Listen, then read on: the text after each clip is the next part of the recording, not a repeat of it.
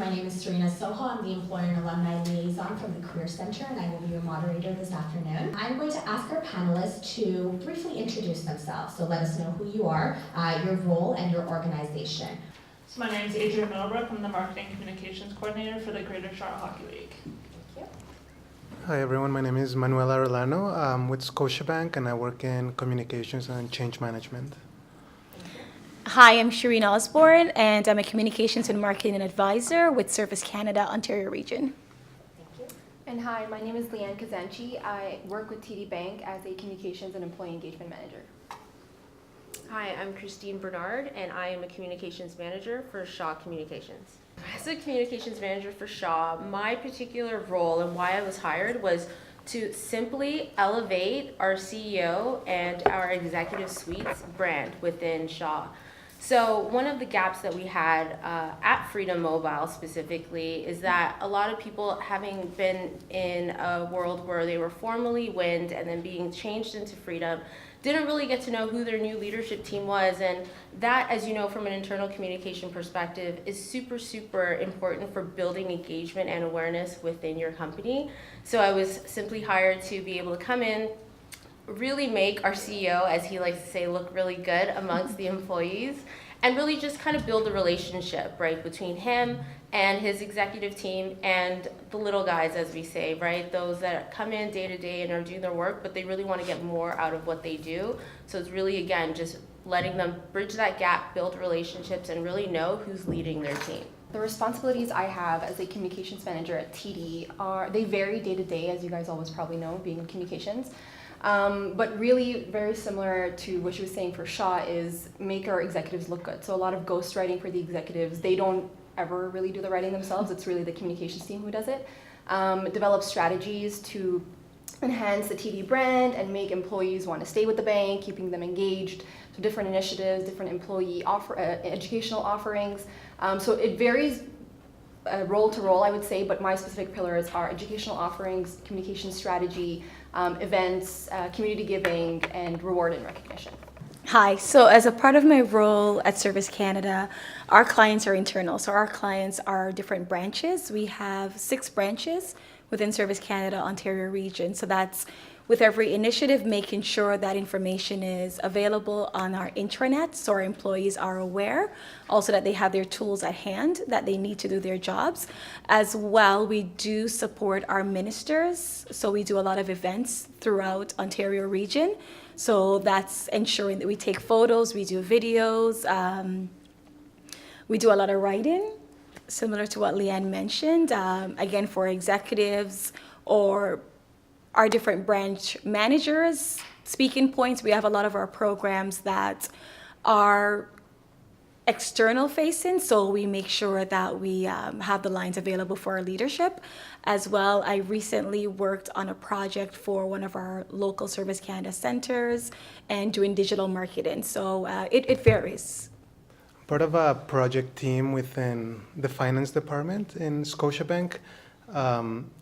So I would do a lot of what we call like change communications. So let's say the bank is doing a big change or it's gonna introduce a new system or something like that. I help write, let's say the blogs or again, write like key messages for leaders. So like when they're in front of the employees, they know kind of what to say and they stay on message. Also helping with events like a town hall event or again, if there's any change and they need to make a big announcement, so we prepare the key messages for them, do videos or whatever is necessary. Over the last maybe 6 months, my role has kind of changed and I've started to do more like project work. So I'm helping like arrange training between the office, like downtown Toronto head office and Colombia.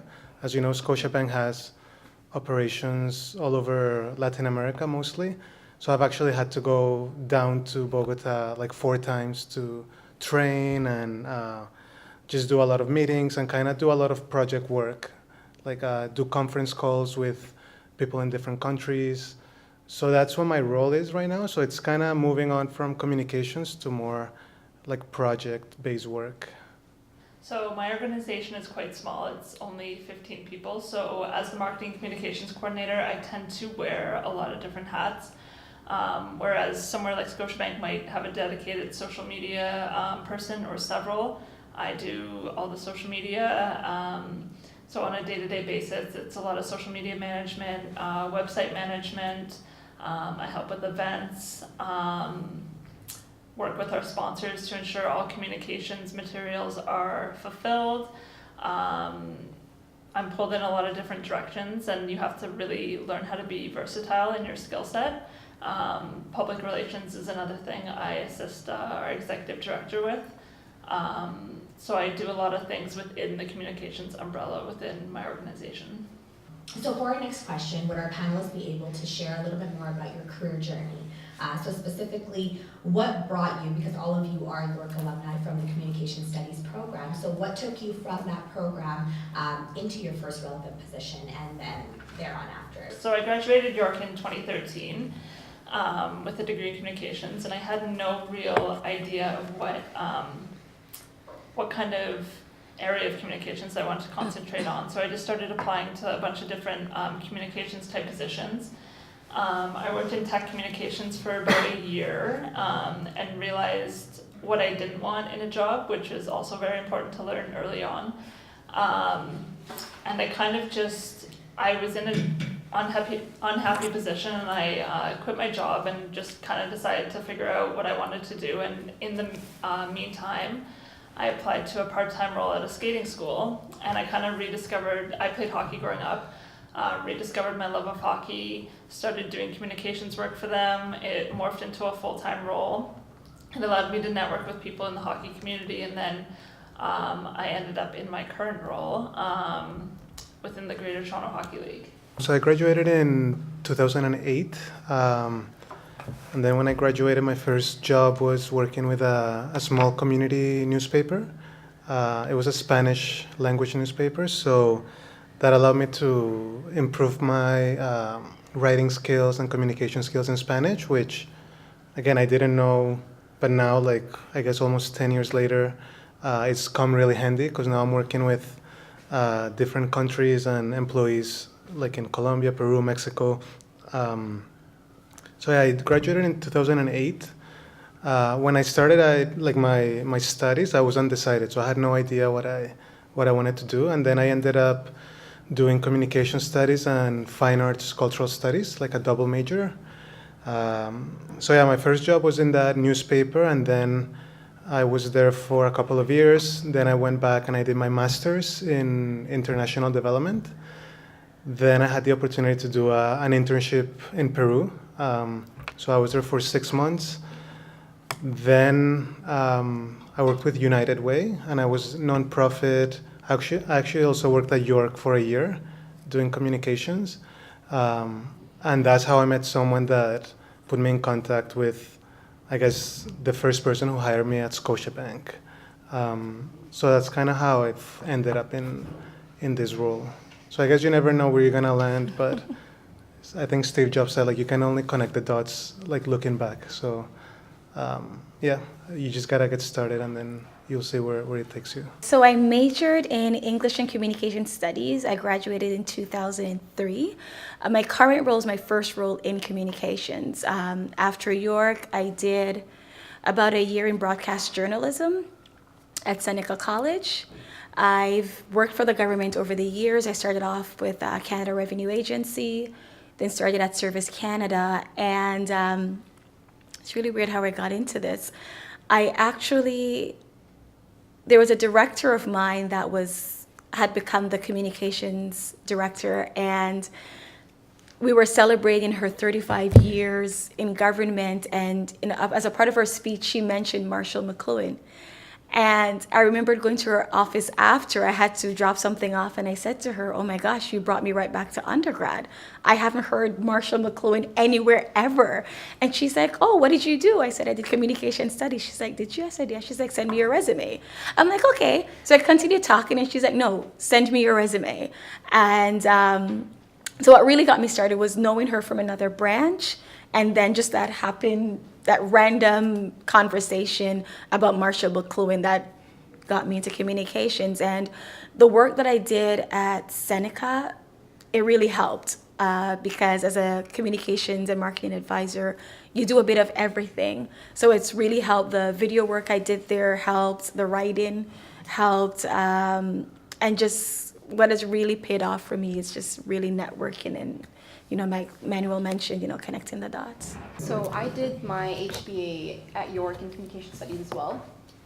My professional career in communications actually started my second year of university at York. I was very adamant about having professional experience when I graduated. So you all hear that entry-level jobs, you just graduate university and then they ask you for 3 years work experience and you're like, how is that even possible?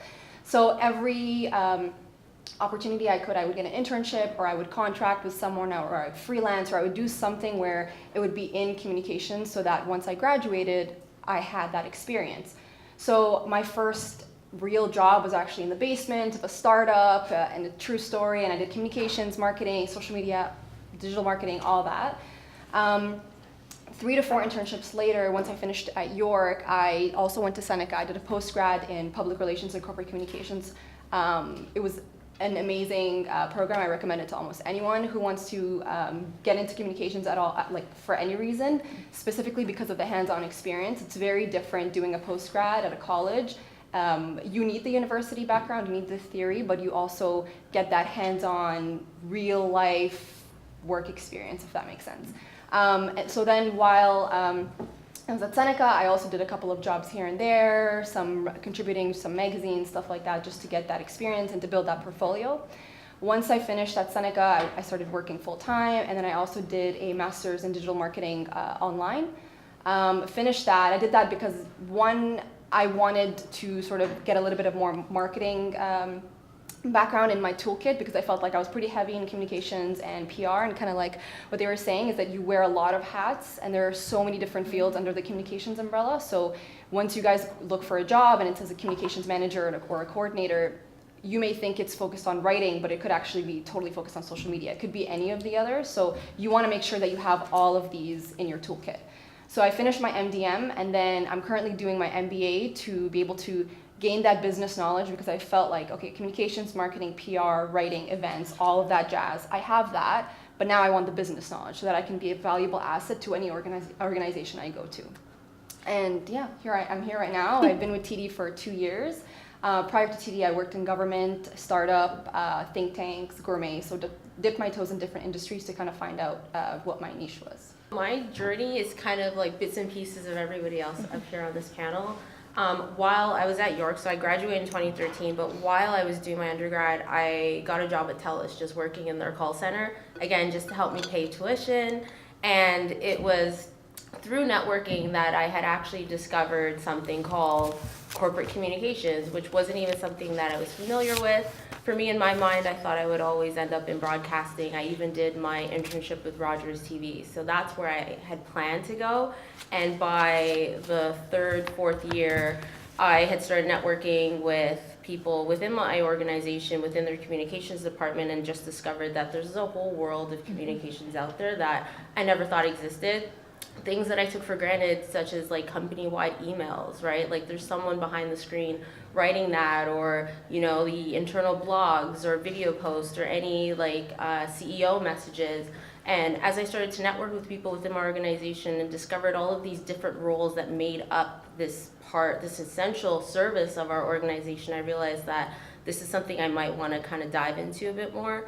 So having graduated from York, I had never specialized in internal communication, didn't know where I wanted to be, so I actually ended up applying and doing my master's in communications management at the time, right out of York. And within that program, it helped me specialize into the area of communications that I was really interested in, and that's where it led me into internal comms. So even doing and completing my capstone in that, I was able to actually focus on different internal communication trends, building employee engagement and all of that stuff. So I've been doing that for about 6.5 years, and it's been awesome, and I wouldn't trade that for anything in the world, as fun as the broadcasting piece can be.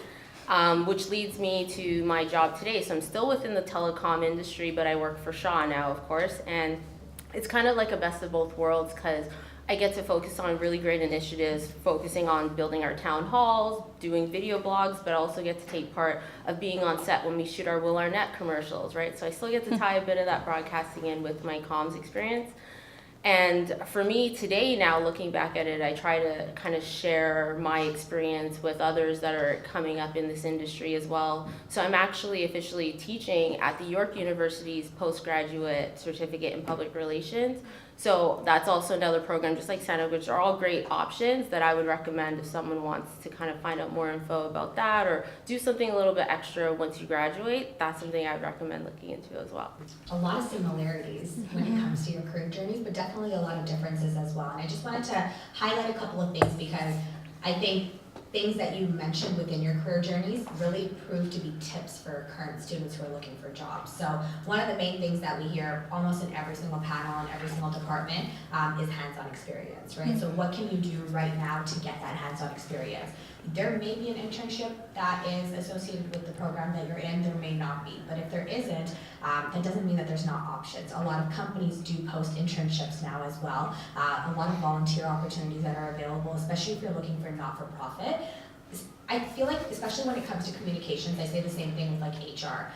Most companies need some assistance when it comes to communications. There are so many small businesses right now. There are so many entrepreneurs that are really just looking for an extra hand. So if you are interested in gaining that experience and perhaps getting that full-time or part-time paying job is not that necessary or that vital right now, I highly encourage you to at least look for opportunities. You know, especially for Adrienne's story when it comes to creating your own opportunities as well, right? Like there was no actual position there, but because of the talent that you brought, the passion that you had, essentially a position was created. So I think those are all things to keep in mind. We'll get a little bit more into the networking part of things, but networking is something that came up a lot. And I think one thing to mention as well is when it comes to networking, it's not always about that big networking event where you have to go and, you know, meet with people. It's very intimidating. You have to approach people. Internal networking is a big thing. So whether you're part of a student club, if you volunteer somewhere, if you're working part-time, there's always an opportunity to network and see what other opportunities exist. So I highly recommend it. I highly recommend making connections with people and also building those connections as well, right? No matter if it's something that you have, I guess, a related passion in, or if it's just kind of a mutually beneficial relationship where you're able to help each other out. I just highly encourage you to explore that. So thank you so much for sharing that information. So for our next question, I was hoping that we could focus a little bit more on what are some of the aspects of your role that you really, really enjoy, and what are some of the aspects of your role that you find the most challenging? And we really use this question for the career exploration part of it, so for students who are considering a role such as yours, just giving them that insider tip. I'm gonna start with the challenging parts first, just to end on a positive note. So challenging, when, in my experience, especially when you work with like the C-suite or the executives or like that, as you can imagine, they all, or most of them tend to have these big dominating personalities, right? They all have their own agenda, and that's not necessarily a bad thing. It's just that each one of them has their own goals or their own focus within the organization that they want to accomplish. And my job, as you can imagine, is kind of bringing those voices together and putting that into a nice, pretty packaged story that I can now share with the rest of the company. And at times it can definitely be daunting because they may have an idea or a way of speaking or presenting this image of themselves to the organization, whereas I, at times, may have to come in and kind of have to pull the, well, you know what, I think we should actually look at it from this perspective, or, you know, let's remember to know who our audience is at this time. So, again, challenging to just kind of have those difficult conversations, and the biggest thing or takeaway that I've had is just learning how to work with those personalities, but also a lot of, in my experience, a lot of the times where I can actually sell the services that I have to them is really just kind of showing them the benefit or the value in what we do as communicators. So showing them that if they were to put their email, for example, out versus let's actually do a video blog and show them that personality, show them your face, actually show you there amongst them doing stuff, I think that will actually be interpreted in a much better positive light than just sending a dry email that's just text, right? So it's really just kind of learning to show your value, demonstrate what it is that you bring to the table for them to be able to help elevate them. Now, turning that onto the other side, the positive parts that I love about it is when you finally do get that buy-in from that stakeholder that you're supporting and they just trust you 100%, that it really allows you to open the doors and kind of, do what you need to do and without having any kind of boundaries or restrictions. So starting with my CEO when I first started, he was very on the fence about doing video blogs. He hates being videotaped, ironically, because he's in the press and in the media all the time.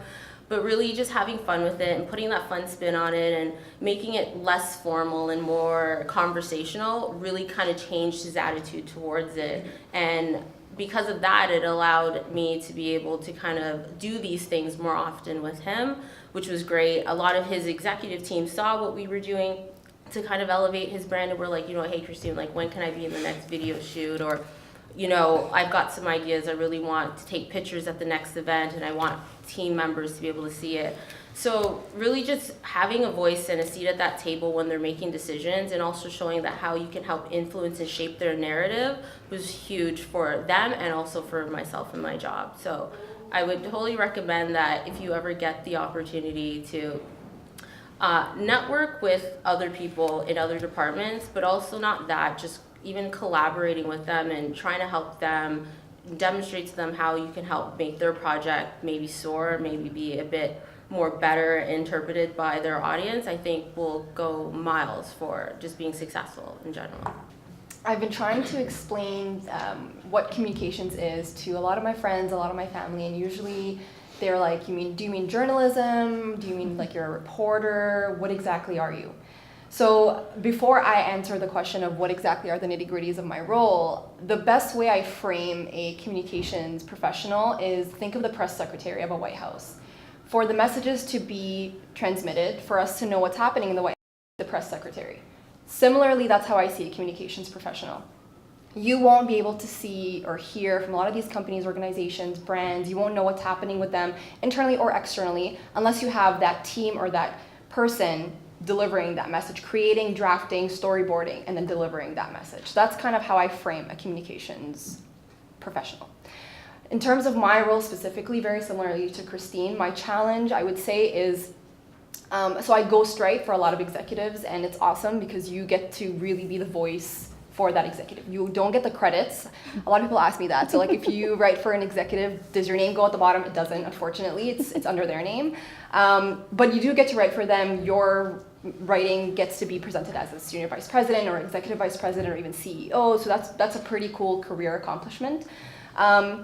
But obviously with that comes a lot of challenges. So the way I also see it, especially in corporate, is it's almost like an onion and there are lots of layers you need to peel. Each layer is a layer of approval. So for me to be able to get out a simple blurb from an executive, I need to go through a very long list of people to be able to get that simple blurb out there. So I would say that would be my biggest challenge working, especially in a corporation, because it's so much bigger. There's lots of people that you need to get that layer of approval, but also in the end of the day, especially if it's going externally, there's so much more work going on behind the scenes for something that may be very minimal. On the bright side of things, I would say the best thing about working in communications and specifically in corporate, a lot of people mistake in corporate and think, oh, like you guys outsource agencies for a lot of your work, you don't really get to be creative. I don't know if it's just my experience or if it's just been changed in the past couple of years, but it's not like that at all. That's actually the favorite part of my job, is that I really get to be creative, I get to think outside the box. And like I said, I get to write for people, I get to strategize, and then in the end of the day, you are the person who's elevating your organization's brand. So whenever you see in the news about this company, it's the communications team who make it what it is. So that could be a good thing or a bad thing, depending on how your company is. So I would say those are the good and the bad. Likewise, I'll start off with the challenges. Like Christine mentioned, you're always marketing your services, even within your organization. It's demonstrating to that executive or that management team, here's how we can help you elevate your message or get your message out to a broader audience. Not only that, working in a federal government department, I'm at the regional level, there's still a national piece, there's still our team in Ottawa. So there are a lot of approvals, and it could be something as small as a 500-word blog or even shorter. There's so many layers, so it's really challenging. You could start on a piece, and 2 weeks later, unfortunately comes back to you and you would have forgotten about it. There are a lot of times I get frustrated, you write, and when it comes back to you, it no longer looks like your work, but you're really a part of that building block for that final product. As well, there's always multiple stakeholders. Even though we're internal communications, there's our communications team, there's the actual business team, and there's also the executives. Depending on the reach of the product, there's so many different levels that you have to manage. It can be challenging, however, being a part of a team helps. And working as a team, it really helps. The part that I enjoy the most is our events. So for Service Canada, Employment and Social Development Canada, we're under that umbrella. We have 3 members of parliament who are our ministers or cabinet ministers. So at any time, we could be in different areas of the province covering an event. Recently, in October, yes, I was in the north. So I was in Sault Ste. Marie, North Bay, Sudbury, loved it. Really great. When you're on site, you're everything. You get there, you interact with the lead, with the host organization. You're the face of government when you get there. You're making sure that if the media is there, okay, they have what they need, so that way when the minister comes and makes an announcement, it goes out. Right? You're also making sure that the stakeholders that do show up, we have their information for that next event. So you're coordinating a lot of it. We're also taking photos, and making sure that gets sent out to our social media team in Ottawa. So right away, that's a part of the news. It gets picked up in the news feed. So I love that aspect of it, because for all the approvals that we have, once you're on site, you make the decisions. You have to problem solve. I had an event, it was a Saturday. We didn't have a podium for the minister. I literally took a crate, and one of the ladies of the organization who was leading the event gave me her scarf, and we wrapped it over this crate and created a podium for the minister. Because again, branding is a big part of what we do. I had the podium sign, he needed to go on something. So when those photos got taken, when the media did their recording, there had to be something to kind of connect with what the minister was saying. So it's a lot of so many different pieces, but personally, I prefer events. It's great. So I'll start with the challenges. I would say similar to what was said. When you're working on different communications, it's just that review process. So you start your draft, and then it can take a week, and then you even forget about that piece. Sometimes it comes back and it's like red everywhere, and Yes. you have to start from scratch. But I think that also teaches you, like, okay, now I know better what they're looking for, and then the next time you kind of do a better job. But yeah, I think that's one aspect of communications that can always be a bit of annoying, because I think for a lot of companies and sometimes communications is like an afterthought, right? So they're like, oh, I guess we have to communicate this.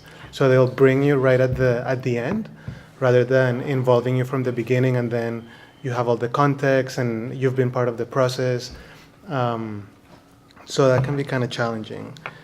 Or even sometimes you'll write something and maybe something happens and it doesn't get used because priorities change. So it can be a little bit unmotivating. Like if you created something, you spent time and then it didn't get used. In terms of the positive, I think what I like the most is seeing the impact of what I do. So actually, like you said, like you write something and then you see the CFO and he's saying what you wrote. He's saying it to thousands of people. So that, I guess that's very gratifying to you. And yeah, interacting with executives and SVPs and CFO and things like that is pretty, I don't know, I really enjoy it because I'm like, oh wow, these are the people that are kind of driving this company, and people with like very important roles, I guess, with the banks or with the government. I guess they have like very important roles in the country, right? Because they're influencing policy, business, and things like that. As I mentioned earlier, so I've had the opportunity to travel in this last role. So again, I have a small family, so that's kind of challenging, but it's also been really interesting to kind of see the operations of my company in another country, and and kind of to help be a part of that, of what the bank is trying to do on a global scale. My biggest challenges are very similar to what everyone said. Even though I'm in a small organization, a lot of people don't exactly understand my role, even internally. Like just this morning, I was introduced as the social media person, and while I do social media, I do a lot of other things as well. So it's kind of frustrating to kind of explain to people like all the different hats I wear. They just assume I'm one task when really I do a lot more than that. Also dealing with a lot of dominating personalities. I work with a lot of older, mostly men who don't really understand, like I said, like what I do specifically and why it's important until they see it in action. So that's a challenge. Once you've proved yourself, it's kind of good, but it's just that process of proving yourself. The things I enjoy the most is, like most people said, they go through an approval process. I have the luxury of not really having an approval process. I have a lot of autonomy in my position. So if I think of an idea, I can just walk down the hallway to my boss and be like, hey, what do you think of this? And he'll say either let's modify or just go for it. So I can really see a project through from beginning to end. And seeing that idea come to life is really, really gratifying. So I'm fortunate to not have that same process that everyone seems to. So again, lots of similarities, and there seems to be, I think this is something for students to consider as well, the differences when it comes to larger corporations compared to those small, medium-sized corporations, and essentially what you're looking for when it comes to whether it be the first role that you're looking to get into or whether it be later on in your career journey. So thank you so much. What types of resources would you recommend for students at essentially all different levels, but if you wanted to be a little bit more specific, you could.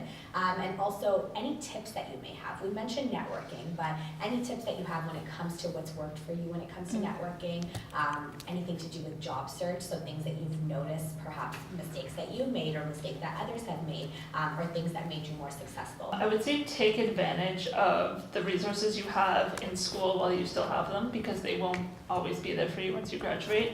So use the Career Center, use your resources, your professors. Like your professors may know someone that is beneficial for you to meet. Speak to other communication studies students. They may already work part-time in the industry and know someone. Take advantage of things like TASTE, take a student to eat. You can network with people within the industry while you're still in school. Even reaching out to people on LinkedIn, it sounds possibly creepy, but I do it. I've had it happen to me, and I go for coffee with those people. Just don't be shy about it.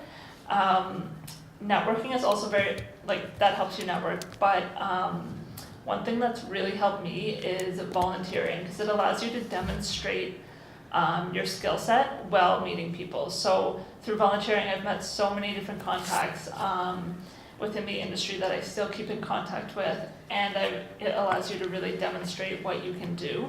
So if they need, help in communications, just let them know that you can assist in any way possible. Social media, writing, what have you. So it allows you to make those connections while demonstrating your skill set. I found the job board in the Career Center really helpful. There's usually volunteer opportunities. I would just Google things like Volunteer Toronto, and there's a ton of volunteer opportunities there, or internships, or just freelance opportunities. Media Job Search Canada is another one that's really helpful in finding internships or freelance opportunities. So those are some of my go-tos. So something I wanted to mention is there's this association called IABC. I don't know if you've heard of it. It's International Association of Business Communicators, and there's a Toronto chapter. And I think when you're students, you get like a special rate, I believe. And they have a lot of events. They do a lot of tweet chats, and they'll have like guest speakers, events. So I think it's a really good way to hear about what's going on in the field. Also meet professionals in working in communications. I would say LinkedIn is also very good. I think especially for the guys that are finishing or finished their studies already, start doing your LinkedIn account profile. At even your education, it's experience, right? You've been part of any groups or any final assignments that you've done case studies or whatever. Like you have to try and whatever experience you have, try and package it in a way that it's going to be valuable to someone, right? Especially like we've talked about nonprofit. Like a lot of nonprofit organizations don't have the resources, so they would love either volunteer or maybe even like a paid position, but maybe part-time or something like that. Or you can be creative, look for freelancing, things like that. Also, like just be creative in terms of what resources you have available. Like for my first role, the way I got my first job was through a family friend, so a friend of my parents. So you never know who in your existing network can be that person to introduce you, or your parents. I don't know where do they work. There's always a communications person, and I'm sure if you ask an acquaintance or a friend, can you put me in contact with the communications person in your job, I'm sure it's going to happen. So that's some resources. Just anything online. There's online courses. There's workshops all over Toronto. I forget what it's called. It's Camp. Have you guys heard of that? Camp. They do like digital. I can share with the team, but they do workshops on Photoshop or InDesign or. So, because I know we study a lot of theory at York, but it's good to look for opportunities to get more of the storytelling or design, graphic design, social media, those kind of skills. Even if you guys are starting your first jobs or internship, there's things you can do to like build your personal brand. So there's a post going around in social media, like there's things that require zero skill, like be on time, be professional, be dressed appropriate for the role. So yeah, just those kind of things to keep in mind. I would suggest, regardless of which year you are in your studies, start where you are. So like Manuel mentioned, a family friend, start with your network. Not only that, it's more comfortable. Start practicing introducing yourself, asking people what they do, and do your research. Go online. There's so much information that's available without ever going to someone in person.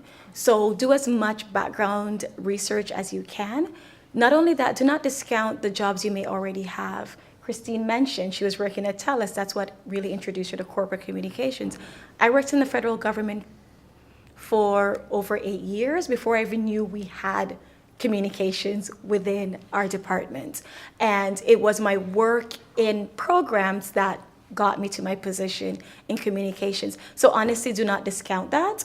Also manage your brand, meaning, like Manuel mentioned, show up on time, be professional.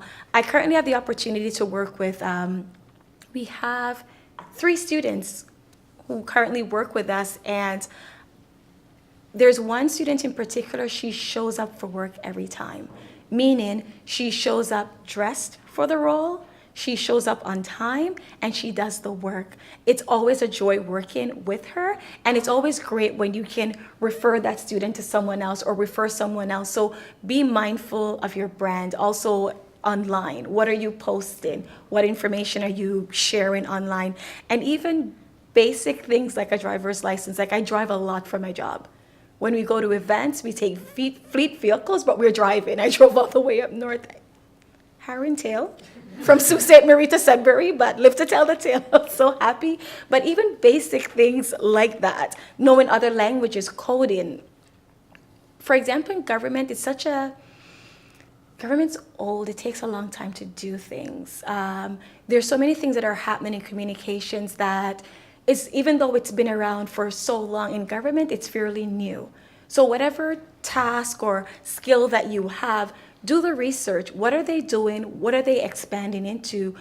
Most of our students that we've hired is graphic design and for coding, because it's so much easier to hire that student who's new out of school than to train someone like myself to do it. I wouldn't be quick at it. I do some, but when you're working on a campaign that has so many moving parts, you need individuals who are at the top of their game and are able to deliver on that product quickly. So do not discount the things that you do just as a hobby, to be quite honest. It's a foot in the door. Specifically for government, there is the Federal Student Work Experience Program. If you go on the website jobs.gc.ca, you can sign up. That's how I got into government initially. There's also, honestly, I got into government through programs. I got into government through call center, and then I went into programs and worked my way up. And that really helps me in my role in communications because I know a bit of everything, having worked in the organization for as long as I have. And the TASTE program that the Career Center offers, I've been volunteering for a couple of years now, and I've met a number of students. Through one interaction, I was able to then refer that student to a colleague of mine who currently works in Canadian Heritage. So you don't know who someone else knows or what. Never underestimate, ask. So I might not be able to give you direct, but I may be able to refer you to someone else. So definitely start where you are and build from there. Take advantage of the opportunities that you have as a student right now, because like they were saying, they won't be available for you later on, or you might be able to get them now at a discounted rate. So like Manuel was saying, there is the IABC, but there's also the CPRS. The discount they offer students is astronomical in comparison with what we pay nowadays, not as students. So join an association, the networking events and all that is great. But just a little bit deeper than attending a networking event, because a lot of us can attend, we have a name tag, we introduce ourselves, but then don't really get anything out of that. A couple of things. So I say one of the things I totally wholeheartedly believe in is personal branding. Everything from creating a website. I have my own website. I have everything on there, all of my portfolio, like anything you need about me is on there for the most part. And if not, there's a way to contact me to get it.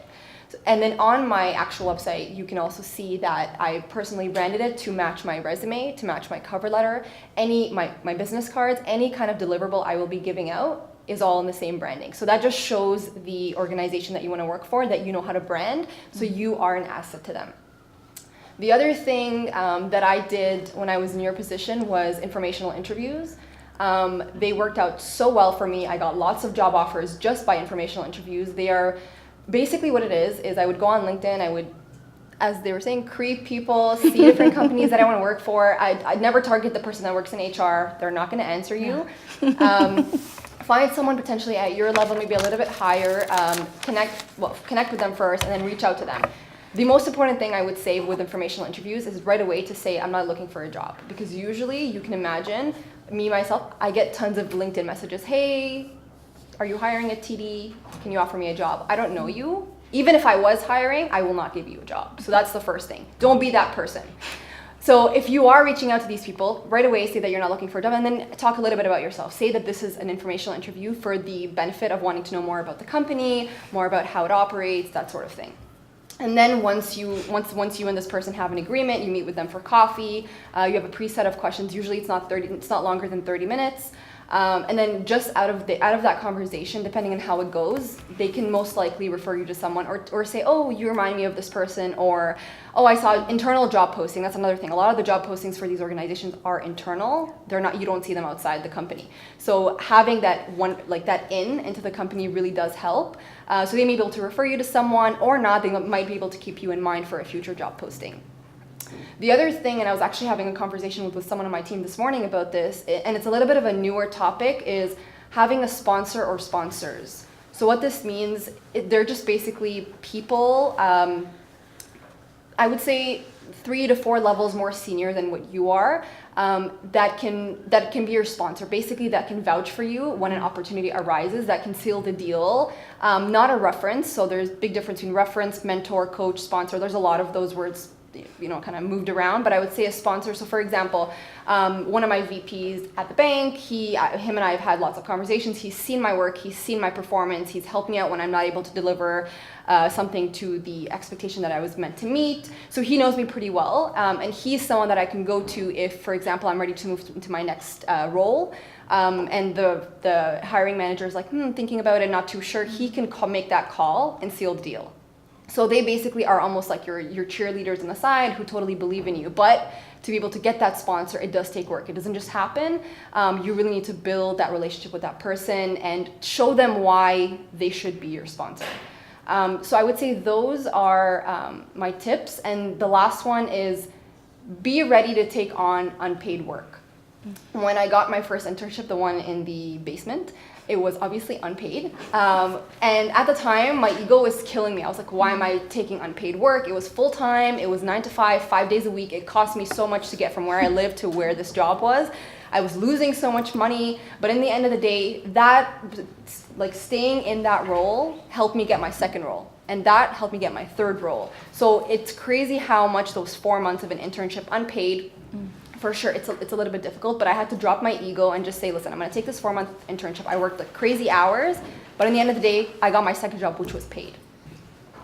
So I'm not gonna spend too much time because I think the panel more or less covered like all the really good ones. But just some of my own personal experience tips that I've gone through or lessons learned that I hope you can learn from is job postings. Don't take those for granted. And I've been caught many times where I'll look at a job posting and immediately just skim the experience section. It'll say 10 years, which I didn't have, and immediately go on to the next job. And it's like, don't take those for granted because those are actually like gifts because they're telling you what it is that is required in order to be at that level or to get a job like that, and use those to actually help yourself prepare to get to that level. Even looking at the skills section, if it says they want you to have experience in Adobe Photoshop, for example, right? Maybe that's one that you don't have, but maybe this is a job that you see yourself in the next 3 to 5 years or whatever the case is. Start looking into that stuff from now, right? Like we're natural researchers, we're students first, so use that skill and start to do the research and do your homework and kind of figure out where you might see yourself going in the future, and look for those jobs that kind of gravitate towards that area of the business you want to be in, and start to prepare yourself, right? Because those job postings are so detailed, like they're telling you what it is that's required in order, a minimum required to do those jobs. So if you can somehow get ahead of it, right, even if you're in your first or second year, but you can somehow start preparing from now, like the panel said, I would totally recommend it. And that's one thing I wish I had more of when I was an undergrad, and it took me a few years to be able to get to that point, but that's how I got my job today. I looked at this particular communications manager job when I was a communications coordinator, and although I was always constantly told that I'm not there yet, I don't have enough experience yet, I used that to my advantage, and within that time I did what I had to do, like those extra courses online or networking with people who actually did it, job shadowing within my own organization. So again, really leveraging your own internal network, and was able to kind of build up my skill level so that way when that job came around again, I was prepared for it and I could actually be first choice, not last choice. On that note too, with resumes, also huge pointer, right? Like you really want to make sure, and I've seen this when I've even interviewed people, you want to make sure that you're tailoring your resume to the specific job. And it's unfortunate because I recently had someone who applied for a communication specialist role on my team, and poor her, she was so great, she interviewed well, but she messed up with the resume part because in her cover letter, it said instead of saying to Shaw or Dear Shaw, it said Dear Enbridge. So I could immediately see that she copy and pasted it. And I get it, you usually have that one resume and you kind of tweak it a bit for the job.